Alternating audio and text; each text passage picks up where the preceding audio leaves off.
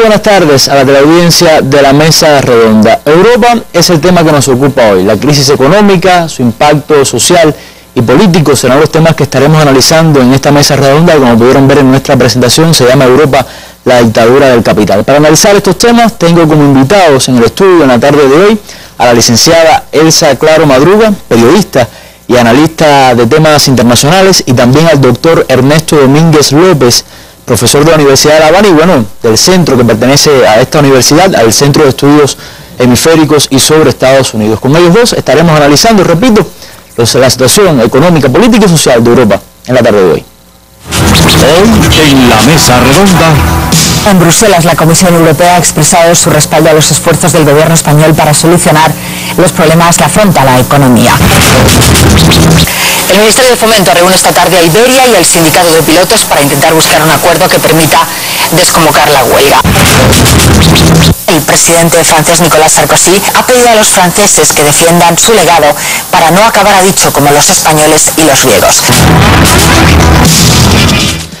Pero antes de comenzar con el tema que nos ocupa la tarde de hoy, vamos a darle lectura a las más recientes reflexiones de nuestro comandante en jefe Fidel Castro Ruz, publicadas este 17 de abril en la prensa nacional y en otros medios de prensa del mundo, y tituladas Dormir con los ojos cerrados. Dice Fidel: observé bien a Obama en la famosa reunión cumbre. El cansancio a veces lo vencía. Cerraba involuntariamente los ojos, pero en ocasiones dormía con los ojos abiertos. En Cartagena no se reunía un sindicato de presidentes desinformados, sino los representantes oficiales de 33 países de este hemisferio, cuya amplia mayoría demandan respuestas a problemas económicos y sociales de gran trascendencia que golpean a la región del mundo con más desigualdad en la distribución de las riquezas. No deseo adelantarme a las opiniones de millones de personas capaces de analizar con profundidad y sangre fría los problemas de América Latina, el Caribe y el resto del mundo globalizado, donde unos pocos lo tienen todo y los demás no poseen nada. Llámese como se llame, el sistema impuesto por el imperialismo en este hemisferio está agotado y no puede sostenerse. En un futuro inmediato la humanidad tendrá que enfrentar, entre otros problemas, los relacionados con el cambio climático, la seguridad y la alimentación de la creciente población mundial. Las lluvias excesivas están golpeando tanto a Colombia como a Venezuela. Un análisis reciente revela que, en marzo de este año, en Estados Unidos se produjeron calores 4,8 grados Celsius más altos que el promedio histórico registrado. Las consecuencias de estos cambios, bien conocidos en las capitales de los principales países europeos, engendran problemas catastróficos para la humanidad. Los pueblos esperan de los dirigentes políticos respuestas claras a esos problemas. Los colombianos, donde tuvo lugar la desprestigiada cumbre, constituyen un pueblo laborioso y sacrificado que necesita, como los demás, la colaboración de sus hermanos latinoamericanos, en este caso venezolanos, brasileños, ecuatorianos, peruanos y otros capaces de hacer lo que los yanquis, con sus armas sofisticadas, su expansionismo y su insaciable apetencia material, no harán jamás. Como en ningún otro momento de la historia, será necesaria la fórmula previsoria de José Martí: los árboles se han de poner en fila para que no pase el gigante de las 7 leguas. Es la hora del recuento y de la marcha unida, y hemos de andar en cuadro apretado como la plata en las raíces de los Andes. Muy lejos del brillante y lúcido pensamiento de Bolívar y Martí están las palabras masticadas, edulcoradas y machaconamente repetidas del ilustre premio Nobel, dichas en una ridícula gira por los campos de Colombia y que escuché ayer en las horas de la tarde. Servía solo para rememorar los discursos de la Alianza para el Progreso hace 51 años, cuando todavía no se habían cometido los monstruosos crímenes que azotaron este hemisferio, donde nuestro país luchó no solo por el derecho a la independencia, sino el de existir como nación. Obama habló de entregar tierras, no dice cuánta, ni cuándo, ni cómo. Las transnacionales yanquis jamás renunciarán al control de las tierras, las aguas, las minas, los recursos naturales de nuestros países. Sus soldados debieran abandonar las bases militares y retirar sus tropas de todos y cada uno de nuestros territorios, renunciar al intercambio desigual y de saqueo de nuestras naciones. Tal vez la CELAC se convierta en lo que debe ser una organización política hemisférica, menos Estados Unidos y Canadá. Su decadente e insostenible imperio se ha ganado ya el derecho de descansar en paz. Pienso que las imágenes de la cumbre debieran conservarse bien como ejemplo de un desastre. Dejó a un lado los escándalos provocados por la conducta que se atribuye a los miembros del servicio secreto encargados de la seguridad personal de Obama. Tengo la impresión de que el equipo que se ocupa de esa tarea se caracteriza por su profesionalidad. Fue lo que observé cuando visité la ONU y ellos atendían a los jefes de Estado. Sin duda que lo han protegido de quienes no habrían vacilado en actuar contra él por prejuicios raciales. Ojalá Obama pueda dormir con los ojos cerrados, aunque sea unas horas, sin que alguien le indilgue un discurso sobre la inmortalidad del cangrejo en una cumbre irreal. Fidel Castro Ruz, abril 16 de 2012, 7:40, pasado meridiano. Y ya conocido, leídas las reflexiones de nuestro comandante en jefe, les propongo ver ahora nuestra noticia del día, que tiene que ver con el conflicto que se ha desatado después de que el gobierno de Argentina decidiera nacionalizar la petrolera, o la mayoría de las acciones de la petrolera YPF, controlada hasta estos momentos por la empresa española Repsol. Veamos.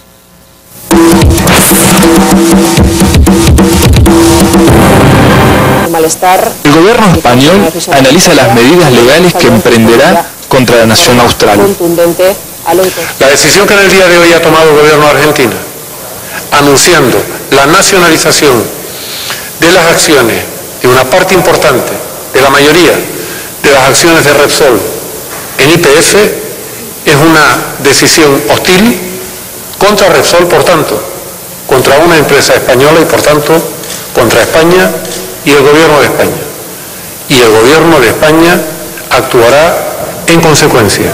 La presidenta argentina, Cristina Fernández, anunciaba la medida de nacionalización de la petrolera YPF en base a la defensa de los intereses nacionales. Tras el anuncio presidencial, cientos de ciudadanos y organizaciones sociales respaldaron la propuesta de nacionalizar la petrolera argentina YPF, una medida que se inscribe en el modelo de recuperación, soberanía y control que impulsa el gobierno de Fernández en garantía del desarrollo económico. Y hoy es recuperar un pedacito de la patria de los argentinos. YPF para los argentinos significaba mucho y significaba también parte, digamos, si quiere, de la soberanía, significaba la independencia económica, significaba una cosa muy querida por los argentinos. Y para complementar esta información, les propongo conocer algunas de las repercusiones internacionales. Según la agencia EFE, el presidente de Venezuela, Hugo Chávez, apoya la decisión de Argentina de expropiar la mayoría de las acciones de la petrolera YPF, controlada por la española Repsol, y rechaza las amenazas o intentos de intimidación contra esa nación, indicó el canciller Nicolás Maduro. Durante una entrevista en el canal de televisión estatal BTV, Maduro leyó un comunicado en el que expresó que Chávez saluda y respalda la decisión anunciada por el gobierno de la presidenta Cristina Fernández de nacionalizar la principal empresa petrolera argentina. También hay noticias referidas a que PDVSA, la estatal petrolera de Venezuela, también se ha prestado su ayuda, su apoyo a esta decisión, y también a YPF, después que el gobierno se haga el control de más del 50% de las acciones. Ya conocida nuestra noticia del día, les propongo pasar dentro de unos segundos al tema que nos ocupa en la tarde de hoy.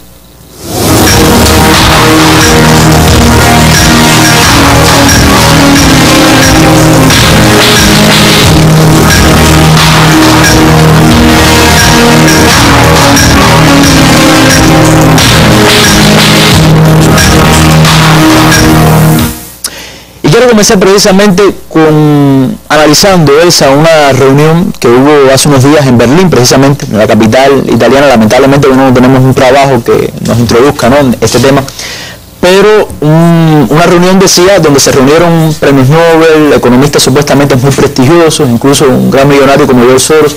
¿Qué se dijo allí sobre la crisis en Europa? ¿Cuáles fueron las medidas que se manejaron como una posible solución? Sí, un saludo a los que toman contacto con nosotros a esta hora. Esta reunión está organizada por el propio George Soros. Él tiene una fundación que auspicia este tipo de encuentros entre economistas.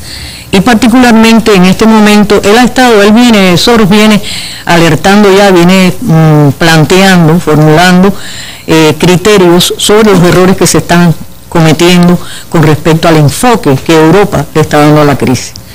En Dinamarca recientemente él en una entrevista también con el Financial Times de Gran Bretaña, y en esta reunión que organizó su fundación en Alemania, y lo hizo en Alemania precisamente porque Alemania capitanea un poco las medidas en cuestión o ha tratado de imponerlas, o porque el Banco Central Europeo está radicado allí, y en definitiva la estructura que posee y las medidas que aplica, todo eso tiene que ver con el pensamiento económico que está aplicándose en Alemania, no solamente ahora durante el periodo de Angela Merkel, sino ya desde la etapa de Gerhard Schröder. Dice, bueno, una de las noticias que hace referencia a esta reunión, que Soros eligió Berlín no por casualidad, por todo esto que usted dice, sino también por la responsabilidad que tiene Angela Merkel. Dice que en sus declaraciones la apuntó directamente como una de las responsables de esta situación, ¿no? Sí, parece que Soros él ha tomado los criterios que vienen emitiendo, no ahora recientemente, desde hace ya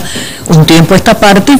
Hay un grupo bastante notable de economistas, y entre ellos varios premios Nobel, que plantean que no puede haber recuperación sin crecimiento, y para que haya crecimiento tiene que haber inversión, tiene que haber una dinamización de algunos sectores que pueden dar empleo por un lado y poder adquisitivo por otro, de manera que se cumpla con ese ciclo natural del capitalismo, que es ganancia-consumo. Como decía hace muchos años, a principios del siglo anterior, decía Ford, el creador de los automóviles de ese nombre, que él tenía siempre que permitir, vendía más barato para que la gente comprara más, y con eso él ganaba, por supuesto. Bueno, ese es un principio, ya se sabe, del capitalismo tradicional. Y es un capitalismo tradicional porque una de las cosas que se formularon en esta reunión fue el criterio de algunos de los economistas, había 4 premios Nobel participando, es que hay 2 capitalismos funcionando en este momento, al menos. En realidad no son 2 capitalismos, un solo capitalismo, lo que son 2 modelos de capitalismo. Uno que tiene que ver con los países más ricos, más engarzados uno con el otro, más funcionando de una manera armónica, y hay que también decir eso, que tienen mayor tonelaje, mayor fondo, mayor techo también para encarar esta situación. Y está lo que ocurre más al sur, es decir, los llamados países periféricos, que tienen en primer término un desenvolvimiento por debajo de estos otros, pero que al mismo tiempo han sido víctimas, me parece a mí, o deduzco, no es mi criterio, el criterio de los economistas, doblemente están sufriendo en primer término por los flujos de capital que vienen envueltos en los préstamos hacia el sur y que van creando una burbuja financiera, pero al mismo tiempo vuelven a regresar a través de los intereses que pagan esas deudas. Yo tengo la percepción, Elsa, tomando en cuenta todas estas declaraciones que hizo Soros y muchos de los economistas que participaron en esta reunión, que son parte de la élite económica mundial, claro. Como mismo también pertenece Merkel y todos los tecnócratas que le han dado este tipo de solución a la crisis. O sea, veo que son enfoques diferentes, o sea, hay divisiones también en la élite política capitalista en cómo enfocar la crisis, en cómo solucionar la crisis. Mira, en realidad, dentro de lo que es Europa y particularmente los 27 países que forman la Unión Europea, y diría más los 10 y pico que ya están en la eurozona, no existen graves contradicciones en cuanto al modelo a emplear, porque sencillamente han adoptado aquel que emana de ahí de la Comisión Europea, que está consensuado a partir de Alemania y Francia, sobre todo ese eje, y a partir de ahí, que son los 2 países de mayor poder económico, de ahí emanan hacia el resto de las naciones. No son solamente los países de mayor poder económico, son los que han estado financiando al resto de las naciones, haciendo estos préstamos de los cuales hablábamos, sea a Grecia o a cualquiera, a Portugal, a Irlanda, y poniendo sus condiciones para ello. ¿Y a qué se parece eso? Se parece sencillamente al famoso recetario fondo monetarista. Ellos no están inventando nada, están aplicando un modelo que existe hace mucho tiempo, que lo aplicó en su momento y lo sigue aplicando porque parte de los prestadores, de los acreedores, es precisamente el Fondo Monetario Internacional, junto con otras entidades europeas. Bien, lo que se está aplicando lo están aceptando. Ahora, Hay diferencias, por ejemplo, con Gran Bretaña. David Cameron no está de acuerdo con un grupo de cosas, pero Gran Bretaña nunca ha estado de acuerdo totalmente con todas las medidas tampoco que se han. Por eso no participan del euro y por eso tienen una política agraria diferente o se favorecen de la PAC, pero a su manera, a su modo, con sus modos. Y siempre se ha visto como un miembro de la Unión Europea un poco de conveniencia, lo que les conviene. Ellos adoptan lo que les conviene. Ahora, los países de esa llamada periferia no les queda más remedio que aceptar. Incluso España, al principio, ahora cuando comienza el gobierno Rajoy, dijeron que iban a hacer disminuciones en los presupuestos, recortes, nuevos recortes, aparte de los que había hecho Zapatero, hasta un punto. Allá las estructuras europeas dijeron, no, tiene que ser tanto, y allá fue él aplicar más recortes, y ya sabemos en qué esferas sociales, porque no tocan a los ricos nunca. Mira la actitud, por ejemplo, que asume, de eso podemos hablar después, con respecto a Repsol. No es la única, no es el único caso. Y dicho sea de paso, bastante fuerte que son los argumentos del gobierno de Argentina con respecto a Repsol. Sí, ahora, el funcionamiento de YPF, ¿no? Exacto.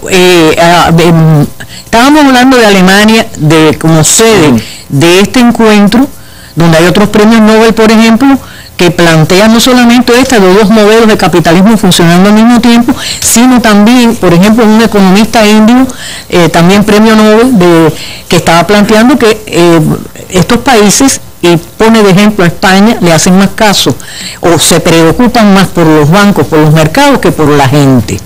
Que por eso hay una pérdida de democracia. Eso es algo que se lo viene planteando otros economistas también anteriormente, o sea que esto sería una sumatoria a esto. Nosotros hemos hablado del tema incluso aquí en la mesa, porque realmente qué democracia, de qué demos pueblo se va a hablar cuando a quien se le está quitando es precisamente a la mayor parte de las personas. Ahora, decía de Alemania se está erigiendo y por ese principio es que puede imponer algunos criterios, se erige como el país donde no está pasando nada, donde no hay problema, pero esto en realidad no es así. Se oculta. En Alemania tiene un bajo porcentaje, por ejemplo, de desempleo, pero la mayor parte del empleo que existe en este momento en Alemania es empleo precario. Empleo mal pagado, empleo sin prestación, incluso sin derecho a jubilación. O sea que es el llamado mini job, o sea, mini empleo a destajo parcial, por horas, en definitiva, un empleo desnaturalizado en un país que es muy rico y que tiene una serie de condiciones, pero además se ha logrado desarticular sindicatos que eran fortísimos, como bajo amenaza. Tú no quieres, me van a hacer una huelga, mírame, para traslado la empresa esta para uno de los países europeos, que ahí no hay tanto rigor en problemas de ambiente como tampoco, y además pago menos salario, por lo tanto más ganancias. En fin, en este momento Alemania, por ejemplo, tiene un 20% de pobreza, cosa que no se concibe en un país de tanta prosapia. Y estoy hablando de prosapia económica e histórica incluso. Claro, no es la pobreza que hay en otras regiones del mundo, pero pobreza y para las condiciones de Alemania. Nunca vamos a confundir una cosa con la otra. La pobreza en un país rico no es la misma que la pobreza en un país tercermundista, pero de todas maneras es pobreza. Y tenemos que ver, tú no puedes comparar nunca un país desigual, uno de otro, comparado consigo mismo o con otros de su... Y una pobreza que se sufre también. Naturalmente, porque cuando tú en invierno no tienes la calefacción adecuada, o cuando no tienes los alimentos requeridos, cuando tienes un hijo y tal, o cuando tienes que arreglar la casa y no hay, todo eso se sufre, aunque sea en una cuantía u otra, de todas maneras se sufre. Aquí hay una serie de problemas que tienen que ver, por ejemplo, con una literal fuga, una virtual fuga de capitales, porque, por ejemplo, en estos países las oligarquías internas no están invirtiendo dentro del país, sino ubicando sus capitales en inversiones en otras naciones, por varios motivos. En unos casos es para eludir, para evadir el pago de impuestos, en aquellos casos de países que mantienen un pago de impuestos elevado. De por sí, tú sabes la historia de los paraísos fiscales, para tratar de de obtener superganancias, etcétera. Pero en este momento está ocurriendo en Grecia, está ocurriendo en Portugal, en Irlanda, en la propia España, que no hay inversión interna y sí fuga de capitales, a pesar de que el Estado les ha estado entregando bastante dinero. No, lo que ha pasado siempre incluso en Estados Unidos. Perdóname, te dejé en el aire un poco la pregunta que me hiciste con respecto a las diferencias. En la Unión Europea siempre han existido diferencias con respecto a un montón de cosas. Cada vez que ellos se tienen que poner de acuerdo sobre algo, resulta difícil precisamente porque las diferencias de enfoque. Ahora, en esto que estamos hablando, en lo que respecta al modo en que se está encarando la crisis, sí ha habido un acuerdo, forzado o no, pero ha habido un acuerdo y que lamentablemente es el peor que se podía haber adoptado. Bueno, yo le quiero mostrar a los televidentes un trabajo para que vean precisamente qué tipo de ayuda le está brindando Alemania a España, Grecia e Italia, a esos desempleados de esos tres países que tienen una situación fiscal bastante difícil. Veamos. Es tan sencillo como teclear ruekeer.de y el sueño parece hacerse realidad. Tecleas Home y lees que es una empresa que suministra desarrollo de ingeniería para la industria del automóvil y aeronáutica, con 2.500 trabajadores, casi todos ingenieros, delegaciones en 35 ciudades de 18 países. Tecleas la última nota de prensa y lees: Ruekeer ofrece a 400 ingenieros de España, Italia, Grecia salarios atractivos, contratos indefinidos y beneficios sociales. Un curso intensivo de 2 meses pagado por la empresa, incluyendo un gasto mensual de 1.000 euros. A los que resulten seleccionados se les pagará un sueldo de 3.000 euros durante 6 meses de prueba y después pasarían a ganar 3.500 euros. También se puede acceder a través de Facebook y de Twitter y la página está también en inglés. La oferta de esta empresa es la plasmación de lo que la propia Angela Merkel dijo el pasado fin de semana a un periódico checo, que mientras haya tanto paro en España, no tiene sentido traer inmigrantes de fuera de la Unión Europea. Y de lo que tantas veces se ha dicho estos últimos tiempos, que Alemania necesita ingenieros, unos hablan de 300.000, otros de 50.000. El principal inconveniente, el idioma, que algunas empresas como Ruekeer intentan solucionar ofreciendo cursos de alemán intensivos, porque, ojo, no es conveniente venir a Alemania a buscar trabajo sin tener conocimientos de alemán. Conviene venir con una oferta de contrato. Bueno, no puse el trabajo por gusto. Esto es lo que más se me parece a mí a robo de cerebro ya dentro de la propia Unión Europea. Vemos cómo entonces ahora, bueno, Alemania abre como las puertas, ¿no?, para obreros altamente calificados, ingenieros de esos países. La cierra, por supuesto, ¿no? Y aplica, bueno, este tipo de política que hemos analizado en otras mesas redondas que llevan al desempleo, y sin embargo. Ahora, vamos a ver, antes de pasar a hablar, a analizar la situación específica de España, Grecia, de Italia con Ernesto, vamos a ver el siguiente trabajo con respecto a qué dicen las autoridades oficiales en España con respecto a la situación interna que tienen en esos países. Pues el presidente de la Comisión Europea ha mostrado su absoluta confianza en la capacidad del gobierno español para afrontar las dificultades económicas del momento actual, y lo ha hecho a media mañana de hoy tras reunirse con el secretario general de Naciones Unidas, Ban Ki-moon, y en un momento particularmente importante por la delicada situación de nuestra prima de riesgo y por el exhaustivo examen que las autoridades comunitarias están haciendo de los presupuestos españoles para este año 2012. Durão Barroso ha admitido que se trabaja activamente con el gobierno español para superar los actuales problemas económicos. Se ha subrayado la determinación de España y de sus autoridades para afrontar las dificultades económicas. Eso sí, no ha querido referirse a la posibilidad de nuevas medidas de ajuste o a una hipotética ayuda de la Unión Europea a nuestro país. Tenemos una plena confianza en la determinación de España y del gobierno español para afrontar las dificultades, y estamos trabajando estrechamente con nuestros socios españoles para lograr este objetivo. El ministro de Economía, Luis de Guindos, se ha reunido en París con decenas de inversores internacionales. Les ha explicado de primera mano las reformas emprendidas por el gobierno, en un encuentro que se produce justo antes de 2 nuevas subastas del Tesoro. Mañana el ministro viajará hasta Frankfurt, donde se va a reunir con el presidente del Banco Central Europeo, Mario Draghi. Bueno, esto de alguna manera hace referencia también a lo que analizaba Elsa. Las instituciones europeas son las que dictan las políticas, y de alguna manera viene creándose como un ambiente de que sí, que todo está bien, de que ese es el camino, de que todo va a salir. Pero ¿cuál es la realidad? O sea, esto es una crisis, Ernesto, que evoluciona, genera mucha noticia en los últimos días, en las últimas semanas. ¿Cuál ha sido lo más importante que ha acontecido en cuanto a España, Grecia, Italia, por ejemplo? Que viene siendo como el triángulo, ¿no? El triángulo de peor situación. Bueno, yo extendería un poco más allá lo de ese triángulo de situación para incluir también a Portugal, para incluir también probablemente Irlanda, incluso otra figura geométrica. Sí, otra figura, es un grupo de Estados miembros de la Unión Europea que se encuentran en este momento en la peor situación de todos los socios del pacto de Maastricht, o el Tratado de Maastricht, los signatarios del Tratado de Maastricht.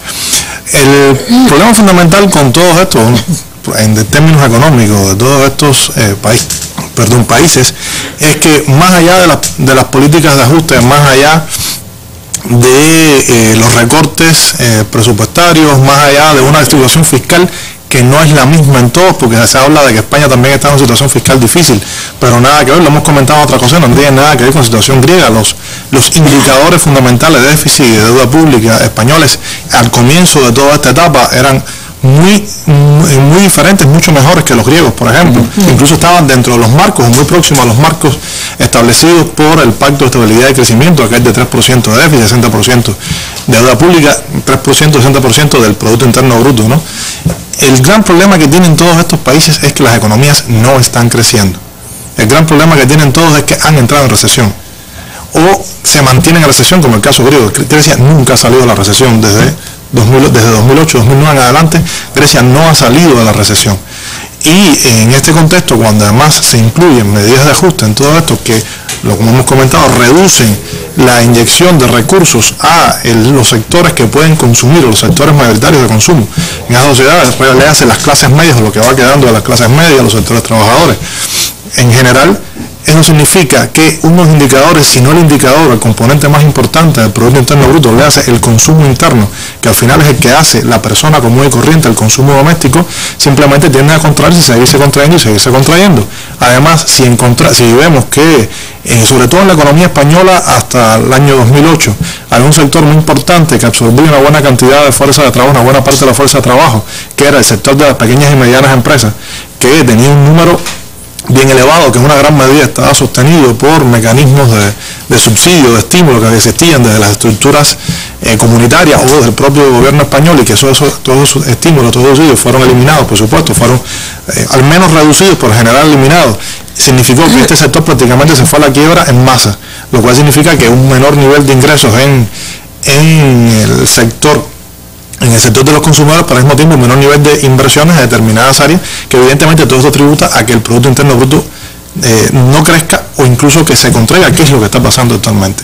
Por eso estamos hablando de una situación en todos estos países que se está deteriorando, porque por un lado tienes medidas de recorte que están afectando a la población en la manera de enfrentar su vida cotidiana, reduciendo los niveles de ingresos, le obligan necesariamente a reducir los niveles de consumo, incrementos de desempleo, etcétera, etcétera, etcétera, pero al mismo tiempo lo que estamos hablando es que la economía se desestimula.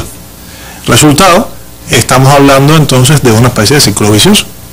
Sí, porque yo siempre me he preguntado mucho, incluso lo hemos conversado en otras mesas redondas, que ¿cuál es la lógica? Porque incluso en la práctica no está dando resultados. O sea, hay como una fobia a aplicar las políticas keynesianistas, ¿no? De alguna manera. O sea, ¿por qué no si hay una fórmula allí? O sea, ¿qué es lo que pasa? Es que hay que pagarle a los bancos. Esa es la cosa. El problema con esto, voy a retomar una pregunta que le hiciste hace un momento sobre el tema de las diferencias de criterios que existen. Hay una realidad. En el mundo de la academia, los que se dedican a estudiar esta clase problemática, sí hay determinadas posiciones diferentes. Hay una posición que viene de todo el desarrollo de los economistas neoclásicos que tienen que ver con las economías, con los enfoques monetaristas, los enfoques supply side economy, todo lo que se agrupa dentro del gran modelo neoliberal, que sí sostienen que debe mantenerse una reducción de los controles estatales sobre el funcionamiento de la empresa, inyectar, si acaso, ayudar un poco, que por cierto, eso tampoco es muy neoliberal que digamos, pero bueno, ayudar un poco al sector financiero para que siga o para que vuelva a dar créditos, para que vuelva a inyectar recursos en la circulación, etcétera, etcétera, etcétera. Pero ese enfoque es el que se está manejando desde las instituciones políticas dominantes, de los sectores dominantes desde el punto de vista político, el que se ha asumido desde hace más de 30 años por lo menos hacia acá, de manera general, como tendencia general, y sin embargo ese es el mismo enfoque que llevó a la acumulación de factores que derivaron en esta crisis, no solo desde el punto de vista económico, pero bueno, ahora hablando de economía, y sin embargo se mantienen los mismos principios porque sigue siendo el sector dominante políticamente. Ahora, hay otra tendencia que viene de los economistas llamados keynesianos, neokeynesianos, postkeynesianos, o como se le quiera llamar, la denominación no es lo importante, que están apuntando precisamente a esta clase de detalles. Si tú no estimulas una economía dándole ingresos al que consume, la economía no va a crecer. O sea, aumentar el gasto social. Exactamente. No solamente aumentar el gasto social, sino por ejemplo, crear empleo. Tú creas empleo, la gente tiene un salario y puede gastar más. Ahora, en lo que está ocurriendo es todo lo contrario. Incluso se está reduciendo las estimulaciones, o sea, lo que les pagan, lo que le dan por desempleo, el tiempo. Se ha reducido el tiempo. Es lo mismo en Estados Unidos que en Europa, y sobre todo en Europa. Entonces, ven acá, ¿cómo la gente va a gastar así? Entonces, ¿cómo van a comprar? ¿Cómo van a consumir? Claro. Y dentro de esa escuela, por ejemplo, se ha situado desde hace más de 10 años el propio George. Y George porque es húngaro, ¿no? Este señor que en su momento saben que fue un gran ganador de los mercados financieros, precisamente, que él tuvo la osadía de ganar 1.000 millones en un día gestionando un fondo de inversiones, el que atacó la libra en la década del 90, que estuvo a punto de hacer colapsar a la economía británica con ese ataque especulativo contra la libra. O sea, que es un hombre que sabe cómo funcionan los mercados financieros. Fue uno de los que de la década del 90 empezó a advertir sobre los peligros que tenía el fundamentalismo del mercado, la absoluta liberalización del mercado, que lo interesante que tiene es que no es tal liberalización, eso es retirada de los controles estatales que pueden tener algún mecanismo de control social sobre ellos para concentrar el control de los mercados en las grandes empresas, en los sectores oligopólicos, que son los que de hecho manejan esos mercados a placer, pero lo manejan desde una perspectiva, por supuesto, de la competencia, de la ganancia rápida, con sectores tecnocráticos de dirección que priorizan la ganancia rápida y en los mayores márgenes posibles, sin pensar, por supuesto, en la estabilidad a largo plazo, sin pensar, por supuesto, en el beneficio social, ni siquiera en el beneficio de la propia empresa, sino en el beneficio de ese sector tecnocrático. O sea, hay una diferenciación incluso entre el inversor y el tecnócrata que maneja, el ejecutivo, el alto ejecutivo que controla esas compañías, que se ha convertido prácticamente en un sector que es el que domina los flujos de capital.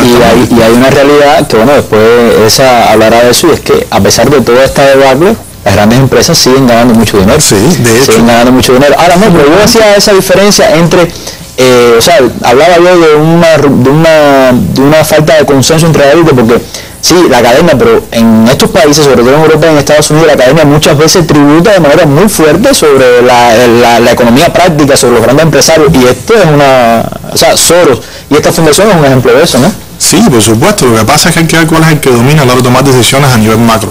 Y evidentemente está dominando el sector que es favorable a continuar con el modelo existente. ¿Por qué? Tú apuntabas una cosa importante ahora. El problema es que en realidad los márgenes de ganancias se han sostenido en el tiempo. Los márgenes de ganancias de las grandes empresas no han disminuido. Y al final eso es lo que le interesa a la gran empresa. Y el sistema financiero.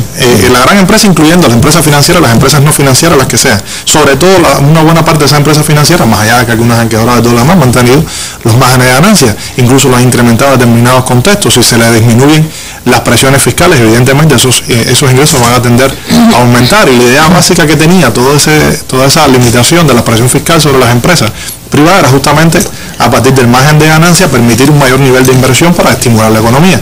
Pero lo cierto es que el mercado financiero no es un mercado que genere realmente crecimiento económico de la manera que se ha manejado tradicionalmente con PIB.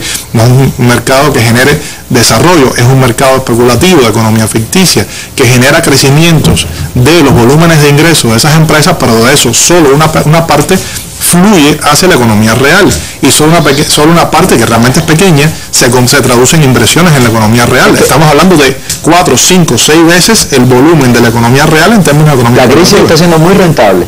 Para un sector importante, porque casualmente es el sector que más influye en la toma de decisiones políticas.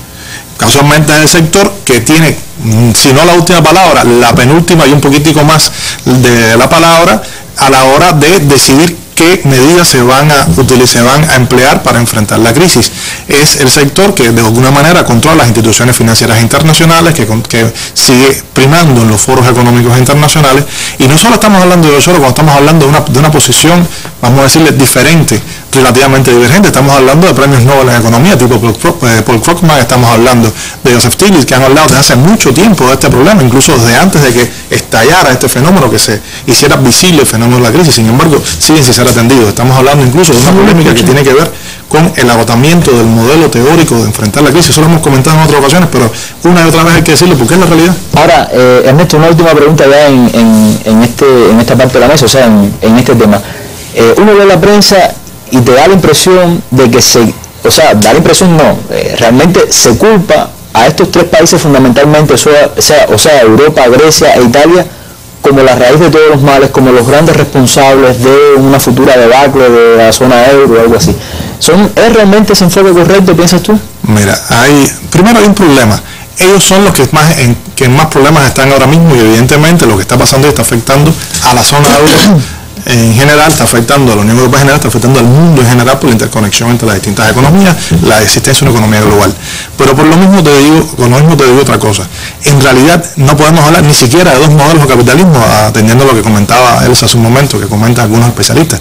Lo que podemos hablar realmente es de la existencia de un sistema mundial, sistema mundo en términos de Immanuel Wallerstein, donde los distintos estados, los distintos modelos productivos o modelos específicos ocupan una posición en la organización de ese sistema, y dentro del sistema funcionan. Cuando hay una disfunción en alguna de las partes del sistema, es una disfunción del sistema en su conjunto. No estamos hablando de simplemente un país que suma las cosas, estamos hablando de un componente, de una parte de ese sistema. Estamos hablando de un fallo estructural del sistema, que se expresa con mayor velocidad, que se expresa con mayor claridad en un espacio u otro, en un lugar u otro. Por lo mismo no son las mismas las manifestaciones económicas, las políticas y las sociales, no son exactamente iguales, ni con los mismos ritmos de tiempo, ni son sincrónicas, pero existen y están interconectadas y forman parte de ese proceso en su totalidad. Por eso te digo, sí, en una primera observación pudiera parecer esto, sin embargo, en realidad estamos hablando de problemas en el funcionamiento del sistema como una totalidad. Bueno, vamos a conocer más de la realidad de uno de estos países a los cuales hacía referencia Ernesto, a Grecia. Vamos vía telefónica hasta allá. Nuestra colega Irma Shelton tiene vía telefónica a Dimitri Karagiani, editor del periódico del Partido Comunista de ese país, que nos va a comentar seguramente un poco sobre la situación que vive esa nación helénica. Sí, tenemos ya listo el contacto telefónico en Atenas, Grecia, con Dimitri Karagiani, miembro del comité editorial del Partido Comunista de Grecia. Dimitri, nos gustaría que compartieras con nosotros tu apreciación sobre cómo Alemania se aprovecha de la crisis económica que vive Grecia. Bueno, es una cuestión de que la relación entre Grecia y Alemania es una relación de países que están en una unión, que es la Unión Europea, que es una unión que más que todo prevalece a los intereses de los monopolios. Claro que los monopolios más fuertes, como son de Alemania, de Francia, de otros países, están aprovechando para aplicar políticas para poder explotar más países más pobres, menos desarrollados, como es Grecia. O sea, es una cuestión no de subordinación, sino de una entrerelación entre economías capitalistas, como es la economía alemana y la economía griega, y es claro que la capacidad que tiene Grecia para producir, para tener una variedad de productos que podría producir en Grecia, la tiene que importar de Alemania y de otros países. Pero de Alemania hay también mucha importación. Entonces, por eso ganan los monopolios alemanes. ¿Y qué impacto social tiene esta situación? Aquí hay, por ejemplo, grandes almacenes de Alemania que están vendiendo diferentes productos más caros que los venden en Alemania. Eso está comprobado porque han hecho algunas investigaciones, y el mismo producto puede ser hasta 20% hasta 20% más caro en Grecia que el mismo producto en Alemania. Es una manera como explotar que sean los trabajadores griegos los que dan y compran estos productos. Pero yo quiero aclarar una cosa, que la situación que vivimos ahora, que es una situación de típica crisis capitalista, una crisis capitalista que es una crisis de sobreproducción y sobreacumulación de capitales. Las políticas que aplican les conviene tanto a los burgueses alemanes como a los burgueses griegos. No es cuestión que el capital griego pierda de todas estas medidas. Al revés, el capital griego, aprovechando la crisis, está tratando de hacer más barata la mano de obra. ¿Qué significa esto? Significa que las medidas que están aplicando durante esos 3 años se han bajado los salarios de los trabajadores más de 30 hasta 40%. Por ejemplo, los trabajadores en el sector estatal han perdido 40% de sus salarios. Todos los trabajadores en el sector privado, como Grecia es un país capitalista y existe el sector privado avanzado, también han perdido una cantidad de su capacidad adquisitiva. Entonces, el que gana de esta situación, de esta crisis, y el que está aprovechando de esa crisis es el capital. Esos los monopolios griegos que están cooperando con los monopolios alemanes, franceses y todos los monopolios del mundo. Los que pierden son los trabajadores. Y por eso nosotros decimos que la gente tiene que entender que la lucha no debe ser solamente contra un capitalista o contra un monopolio, tiene que ser contra todos los monopolios, contra la clase burguesa. Y la idea es de que los trabajadores podrían desarrollar sus derechos y claro, ganar el poder y establecer su poder, y no solamente cambiar un gobierno. Como ustedes saben, ahora Grecia va a entrar en elecciones, el 6 de mayo tenemos las elecciones, y el tema de quién va a tener la economía en sus manos es para el Partido Comunista de Grecia un tema fundamental, y eso va a ser el principal tema de las elecciones para nuestro partido. Gracias, Dimitri, gracias por estas valoraciones que has hecho para nuestra mesa redonda.